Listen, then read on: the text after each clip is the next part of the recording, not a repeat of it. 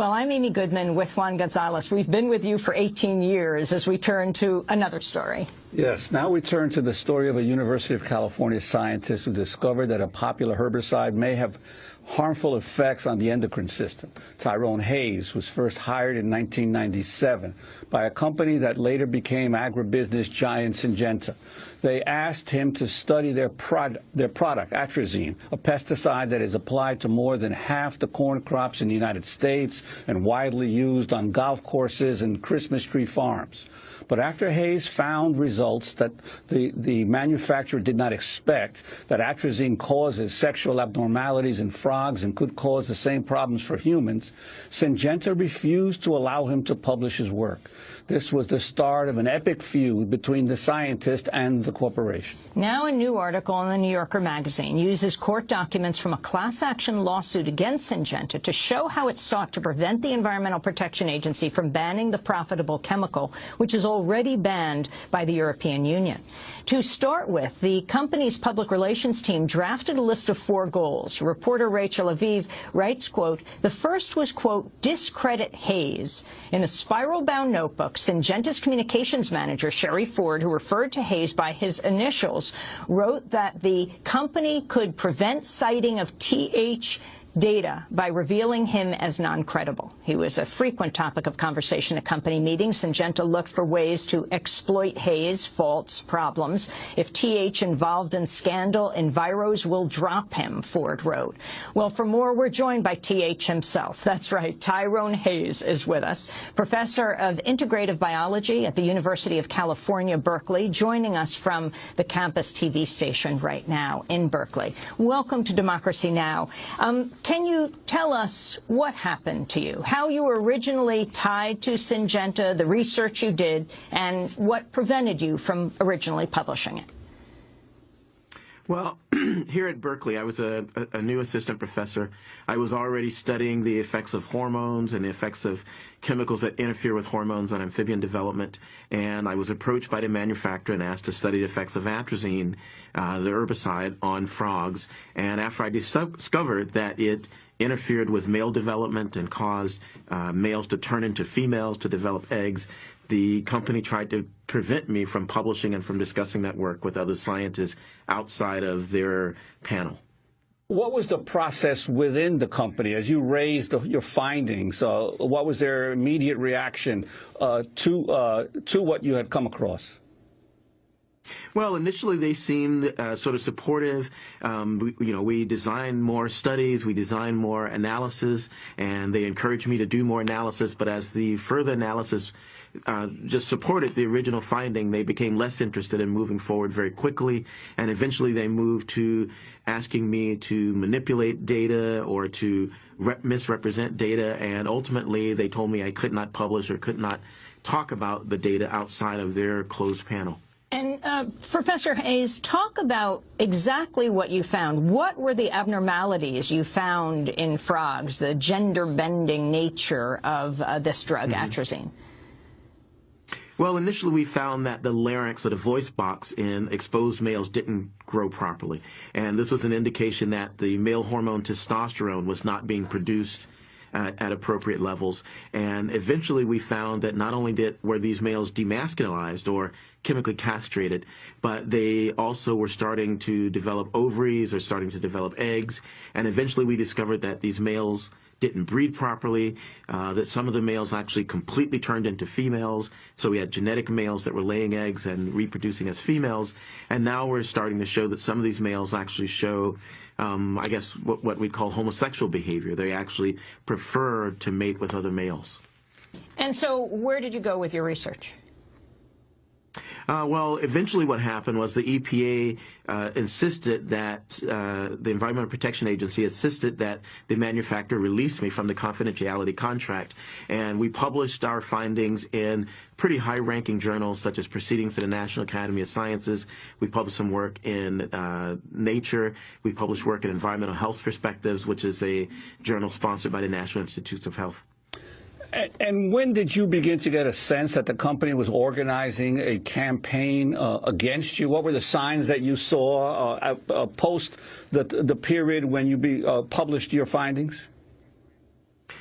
Before we published the findings and before the EPA became involved, the company tried to purchase the data. They tried to give me a new contract so that they would then control the data and the experiments. They actually tried to get me to come and visit the company to get control of those data. And when I refused, I invited them to the university. I offered to share data, but they wanted to purchase the data. And then they actually, as mentioned in a New York article, they actually hired scientists to try to refute the data or to pick apart the data, and eventually they hired scientists to do experiments that they claim refuted our data, and then that escalated to the company actually, Tim Pasteur in particular, and others from the company coming to presentations that, or lectures that I was giving to make handouts or to stand up and refute the data, and eventually even led to things like threats of violence. Tim Pasteur, for example, before I would give a talk, would literally threaten, whisper in my ear that he could have me lynched, or he would, quote, said he would send some of his good old boys to show me what it's like to be gay, or at one point he threatened my wife and my daughter with sexual violence. He would whisper things like, "Your wife's at home alone right now. How do you know I haven't sent somebody there to take care of her? Isn't your daughter there?" So eventually it really slipped into some, pretty scary tactics. So what did you do? I mean, this is very serious. You could bring criminal charges if you're being threatened and stalked in this way. Well, initially, I went to my vice chancellor here at the university. I went to my dean. I went to legal counsel here at the university. And I was told by legal counsel that, well, I was told, first of all, by the vice chancellor for research at the time that, well, you published the work, it's over. So I don't understand what the problem is. And I tried to impress upon her, Beth Burnside at the time, that, that it wasn't over, that I was really being pursued by the manufacturer. And eventually, when I spoke with the lawyer here at the university, I was told that, well, I represent the university and I protect the university from liability. You're kind of on your own. And I remember I looked at him and I said, but the very university, from the Latin universitas, is a collection of scholars, of teachers and students. So who is this entity, the university, that you represent that doesn't include me? But clearly there's some entity that doesn't really include us, the professors and students, and doesn't really protect our academic freedom, I think, the way that it should. I wanted to ask you about one of your critics, Elizabeth Whalen, president of the American Council on Science and Health. When the New York Times ran a critical story about the herbicide as part of its Toxic Water series in 2009, she referred to its reporting as, quote, all the news that's fit to scare. This is a clip of Whalen from an interview on MSNBC. I very much disagree with the New York Times story, which is really raising concerns about a totally bogus risk. Atrazine has been used for more than 50 years. It's very, very tightly regulated. Even the Environmental Protection Agency, which is not known for soft pedaling about environmental chemicals, even they say it's safe. Well, it turns out that Syngenta has been a long-term financial supporter of Whalen's organization, the American Council on Science and Health, paying them at least $100,000. Your comments on her remarks? Well, again, they're paid remarks. And one of the most disheartening things in this whole process is that many of my critics, it's one to be academic if you come and say, well, we interpreted the data this way and we want to argue about this point. But these people really didn't even have an opinion. These opinions were written by the manufacturer, and they were paid to put their names on them to endorse the opinions of the manufacturer. So, that's one of the most disheartening things, that they were really just personalities for sale. And many of the things that she's saying there is just not true. Any independent study from any scientist that's not funded by Syngenta has found similar problems with atrazine, not just my work on frogs, but I've just published a paper with 22 scientists from around the world, from 12 different countries, who've shown that atrazine causes sexual problems in mammals, and that atrazine causes sexual problems in birds, amphibians, fish. So it's not just my work in amphibians.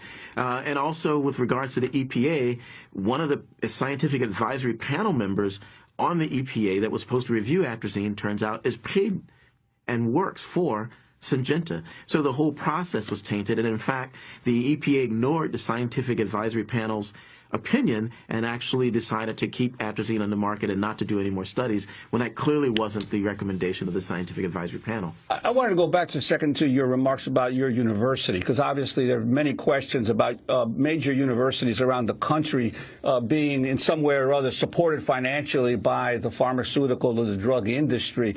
But you're at a prestigious university, one of the top universities in the country, at Berkeley. Do you have some concerns about how your university responded to in your time of need and the attack on your academic integrity? Well, they're not just my concerns. There are many at the university who fear that the university is just becoming a corporation. We're a public university that used to get a lot more support from the state. In my lifetime, the tuition was free for students. Tuition's been rising, and it's really an effort to monetize things, and that includes scientific researchers. There's a lot of pressure on us not just to be scholars and to teach and to do research, but also to bring in funds that will support the university. So there's some sentiment from the university that if you are raising a concern potentially that it might cause the university to lose support or to lose funders, then you won't necessarily get the support on the campus that you need. And we've seen this over and over again. A colleague of mine, Ignacio Chapella, for example, was in a fairly huge battle over the same company, Novartis, and its influences over scientific research at the university. Can you talk about the significance of Syngenta? First of all, is it a significant presence at the university at UC Berkeley? But also the significance of Syngenta as a pesticide company and all that it makes. How powerful is it? Well, when I was originally consulting for the manufacturer, they were Novartis at the time, and Novartis had a big influence on the campus. There was a major deal on the campus. I understand a fifth of the biological sciences support was coming from Novartis, and at the time, they both made pesticides and they made pharmaceuticals. One of my big concerns is that as of the year 2000, prior to the year 2000, the Novartis not only made atrazine, which is used on corn, of course, which is an herbicide, but it also induces an enzyme called aromatase. It causes you to make too much estrogen. And it's now been shown that this herbicide atrazine and this mechanism is potentially involved in development of breast cancer, for example. Up until 2000, the company also made a chemical called letrozole, which did exactly the opposite. It blocked aromatase, it blocked this enzyme, it blocked estrogen production, and this chemical letrozole is the #1 treatment for breast cancer. So this company was simultaneously in 2000 making a chemical that induced estrogen and promoted breast cancer, and making a chemical that blocked estrogen production and was being used to treat breast cancer. So there's a clear conflict of interest there, a clear problem. The other problems are that something like 90% of the seeds that we use to produce our food right now are owned by the big 6 pesticide companies. So again, there's a conflict of interest where the companies have an interest in I guess, getting us addicted to the pesticides to grow the seeds that they also own. And Syngenta, of course, is one of those big 6, one of the big pesticide or agribusiness companies.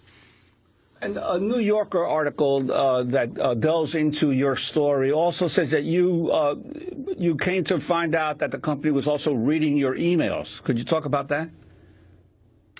Well, I had some suspicion that they had hacked into my email, and I originally found out there was a professor at Minnesota, and I was going there to give a big lecture, and this professor in the School of Public Health, Deb Dumanowski, said that she happened to be standing in line at the airport flying back to Minnesota, and just by coincidence, she was standing behind somebody who was having a conversation on his cell phone and who identified himself as an employee of Syngenta, and he made the statement, we have access to his email, we know where he is at all times. So it wasn't just paranoia on my part. I had direct evidence that they had access to my email, and at the time I maintained a second and a third email that I could keep private, and I actually used that information that they had access to my email to send them information, and sometimes false information, for example, booking plane tickets through that email, because then I could send them to the wrong place, so they wouldn't necessarily be there to follow me when I was going to speak in other places. I mean, Professor Hayes, this is stunning stuff that came out in this class action suit. The suit wasn't brought by you, but the documents that came out that referenced you, Tyrone Hayes, TH, and trying to discredit you, trying to discredit your family. That was a lawsuit that involved atrazine contaminating water supplies. But what was your reaction when you saw this? You suspected this. You felt you were being followed. You felt they were trying to discredit you. But now you have the documents. Well, it's funny. The way the article reads that, I suspected. I mean, I knew Tim Pester. I knew Sherry Ford. I knew many of the individuals who would follow me around. I knew who they were. I knew they had access to my email. So for me, I knew that these things were happening. This guy would directly come up and make lewd comments to me and threatening comments to me. But it was the kind of thing where, it sounded like something out of a movie. I couldn't go and tell my colleagues, like, they're following me around and, they're hacking into my email. Did you put on a tape recorder? What I found, here's how I'll answer that question. What I found out that it was much more powerful for me to suggest and have them think that I recorded everything than for them to actually know what I recorded. And that actually became sort of my protection. So when this guy came up and threatened me and threatened my wife, to then go back and go, oh my God, did he record that or not? So it was much more powerful for me to have them think that. But you can see in their handwritten notes that they were very concerned that I was recording conversations. There's notes that they wanted to trap me, to entice me to sue, and these kinds of things. And my reaction now to see it all in the New Yorker and for all this open for the world to see is there are two reactions. One is, I can't believe they wrote these kinds of things down, right? That you're plotting to investigate me and investigate my school and investigate my hometown and all these kinds of things, and you wrote it down. But my other response is, this is quite analogous to, when you hear these stories of somebody who's been in jail for murder for 10 years and then the DNA evidence gets them out, and you ask them, are you happy? Well, of course I'm happy. But I've also been in jail for 10 years, you know what I mean? So, of course, I'm happy now that these documents have all been revealed, but it's also been a very difficult time for me and for my family, for the last 10 or 15 years, for my students as well, for the last 10 or 15 years, to be pursued this way and to be under a microscope this way and to feel threatened this way for so long. As we wrap up, what's happening with atrazine today? Where does it stand? It's still on the market. We're still studying it. A number of studies are still coming out from around the world. One recent study has shown that male babies that are exposed in utero to atrazine, their genitals don't develop properly. Their penis doesn't develop properly, or they get microphallus. There's studies showing that sperm count goes down when you're exposed to atrazine. And this is not just laboratory animals or animals in the wild. This is also humans. We use the same hormones that animals do for our reproduction, and it's a big threat to environmental health and public health. I want to thank you very much for being with us. Tyrone Hayes, a professor of integrative biology at the University of California, Berkeley, has devoted the past 15 years to studying atrazine, a widely used herbicide made by Syngenta. We'll link to the article in the New Yorker magazine that reveals how the company tried to discredit Professor Hayes after his research showed atrazine causes sexual abnormalities in frogs and could cause the same problems for humans. The article is called A Valuable Reputation, after Tyrone Hayes said that a chemical was harmful. Its maker pursued him. This is Democracy Now! We'll be back in a minute.